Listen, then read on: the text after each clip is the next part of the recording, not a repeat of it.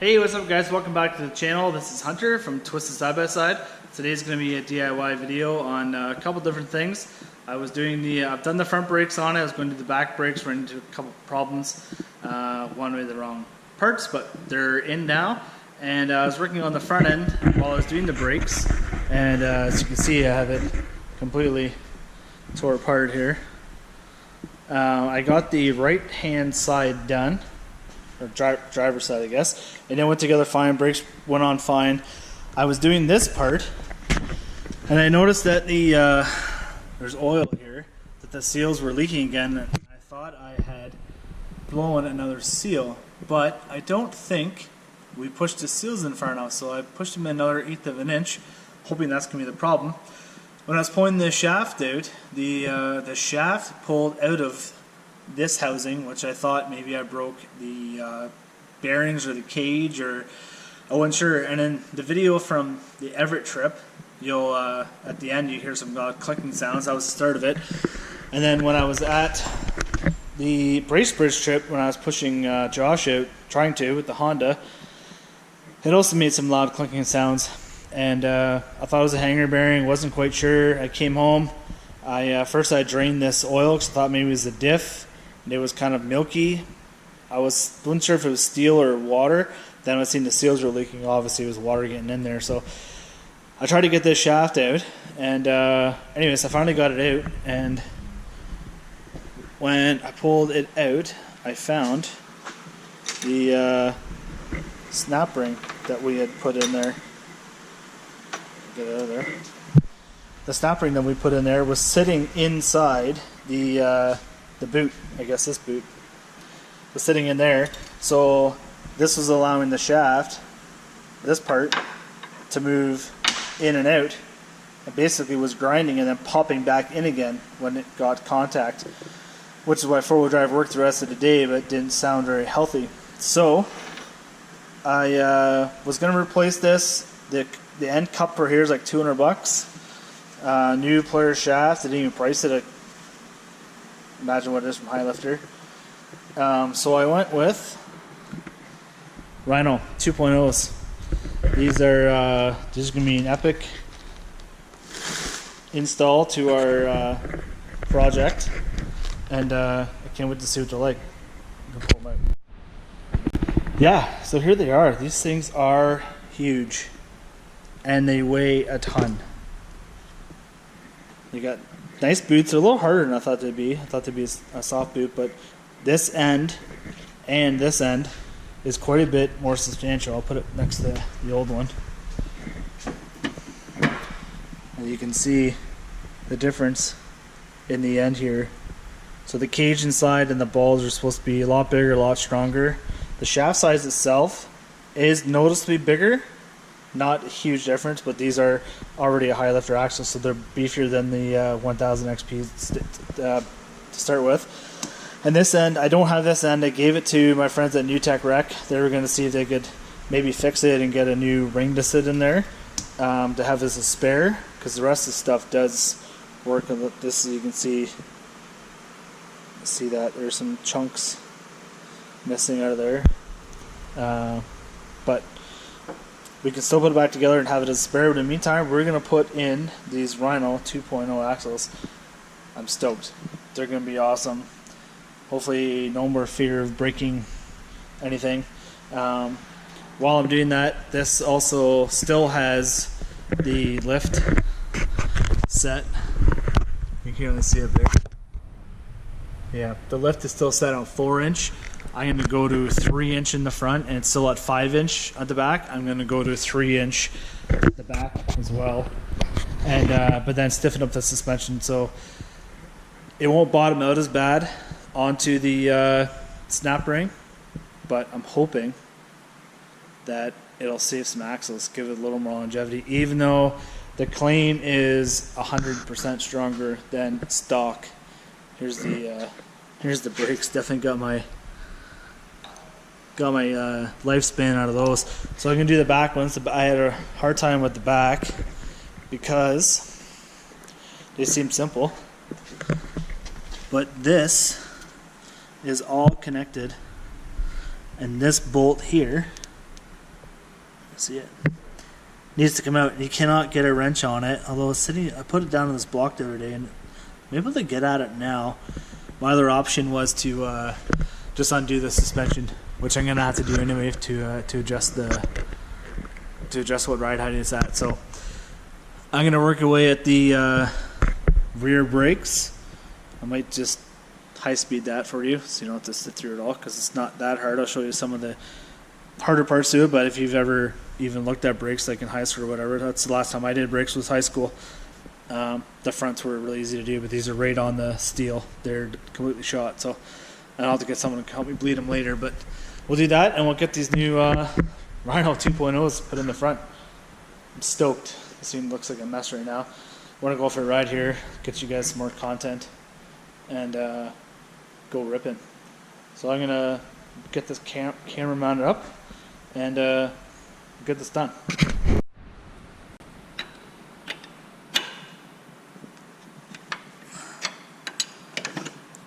Yeah, I can get at it now. Sweet. Still gonna take the suspension apart, but it still may not work. It's not gonna bottom out. Bottom out there.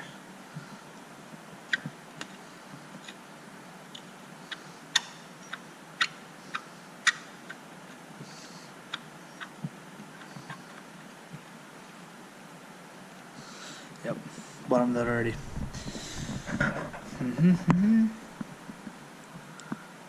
For puck saves. Which means that lower control arm has to come off, which I already tried to get off once, and it was not working. Because, okay, so I got the shock out, which by yourself, not that fun, gotta say. It's a bit of a cock.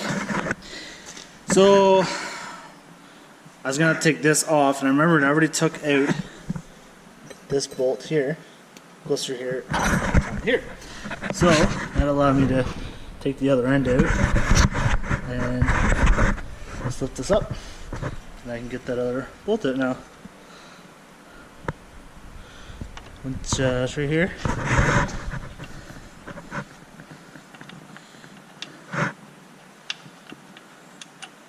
Which is loose already. Bingo bango. There's my I'm gonna push those back, clean them up, and start all over again. Just set that there. So wasn't too bad. We'll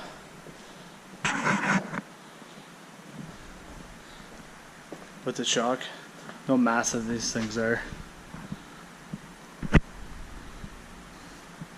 Huge. Huge. Anyways, this is a really good way to learn this off of the side-by-side blog, guys. Just put it in here. It's a lot easier using a wrench. And just turn it.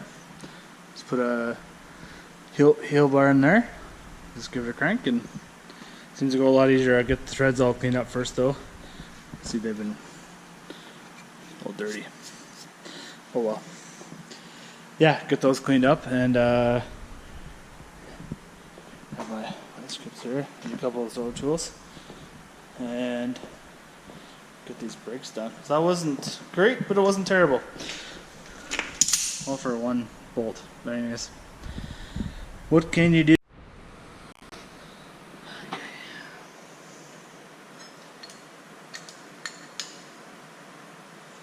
Get this power off here. You guys can see that, but they are on steel.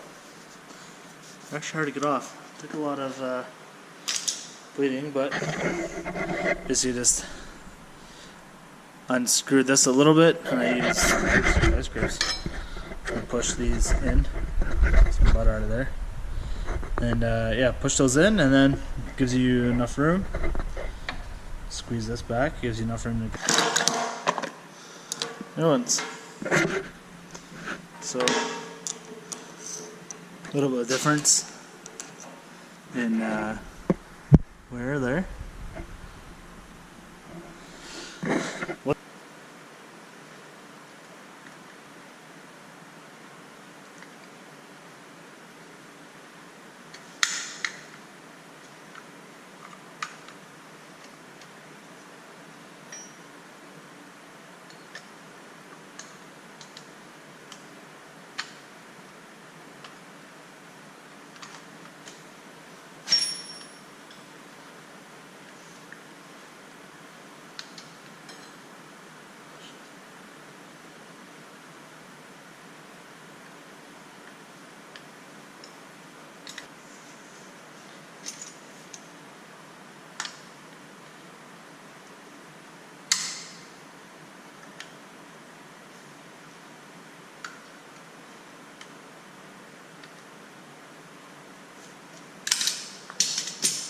There.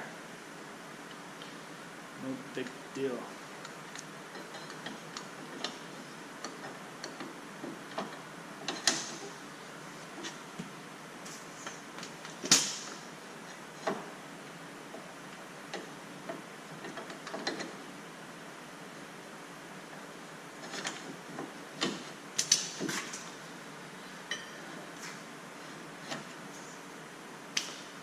That's just simple.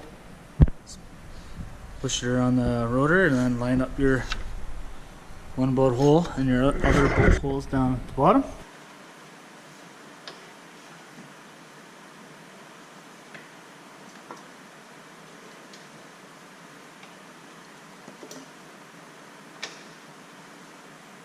Okay, well, I got this side done, tightened up, buttoned up. I did strip this bolt, taking it out, being an idiot with an impact gun. I did move it to the second last hole. I'm wondering, so right there, it's pretty well lined up perfect, but that is full sag. So it does put a lot of strain on here. So before I actually had pressure on it, that's why I blew that out, because I needed to have the pressure off to get the bolt out. But anyways, I think I'm going to leave it there. One more would be the safest route, because then it'll pull on the spring here before it bottoms the shaft out, but I haven't any problems with the back, so I might just send it and got tire off the side. See if this side goes in easier. I might do time lapse on this side. And then that'll be it for tonight. I'm going to have to do the front tomorrow. But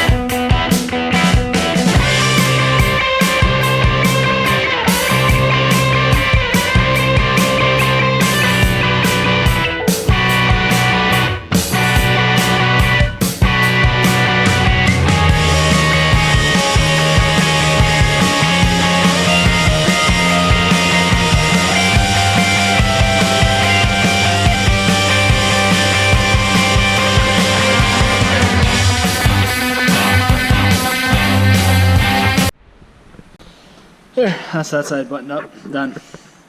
I don't know how long I was in time lapse, but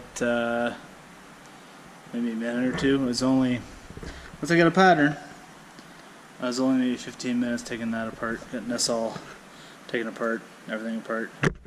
I'm going to take that spring off now, which is a pain, so I'm not going to record it. See when I get it done. What's up, guys? This is a couple days later. Get things wrapped up here. So I got the rear suspension back together, just back together. Got new bolts for in there. Guys, stripped. Everything's tightened up, buttoned up, looking pretty good there. I do have one Rhino axle in on this side, and it's looks good. It's all coming together nicely. You can tell definitely it articulates more, and it's a bit longer. Got this side re-ripped apart, and just for measurement sakes. I have the old axle and the new axle. The new axle, I would say, is, gosh, at least a pound heavier. It's substantially much heavier. I was going to go do a quick measurement on these. I stood them up. It's hard to do with by yourself. I stood them up, but it was for sure, I'd say 3/4 of an inch longer. Yeah, so this is 31 inches, roughly, as opposed to 30.5. So it's a good half inch, or more if you get them stood up.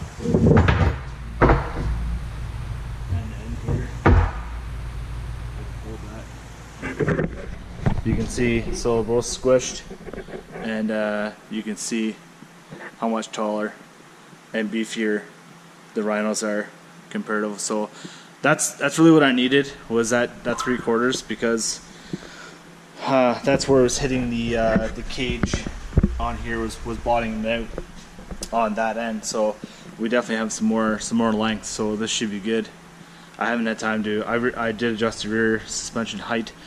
I haven't done the front one, and I'm really jamming this together because there's a bunch of guys want to go riding, and I'm the one that's behind. So I'm gonna jam this in, and yeah, we'll get ripping here. I'm pretty excited to try this.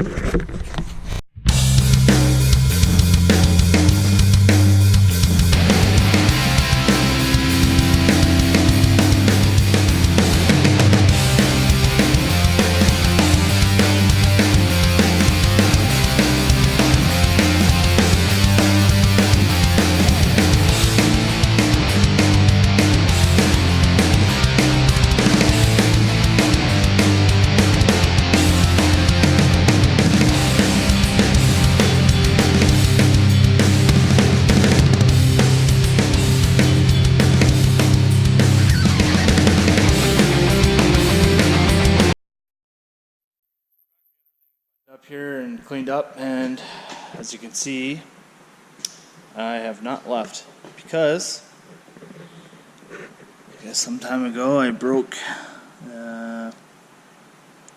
the bleeder for the brakes, and every store is closed on a Sunday, so I'm gonna have to go to probably Polaris itself and get it. Anyways, what can you do? So I got it cleaned up, everything's ready to go. Axles are in, the front gears, the case is full of hoolie, and I can sort of clean the shop bit. It's pretty dirty. So, anyways, that's where we sit for now. I'm probably gonna end this video because there's really not much to show.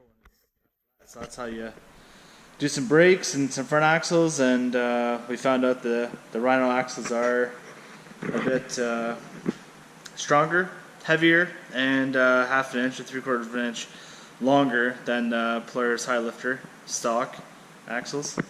I'm pretty excited to use them. They look like they articulate more, and shouldn't have any more problems that way. So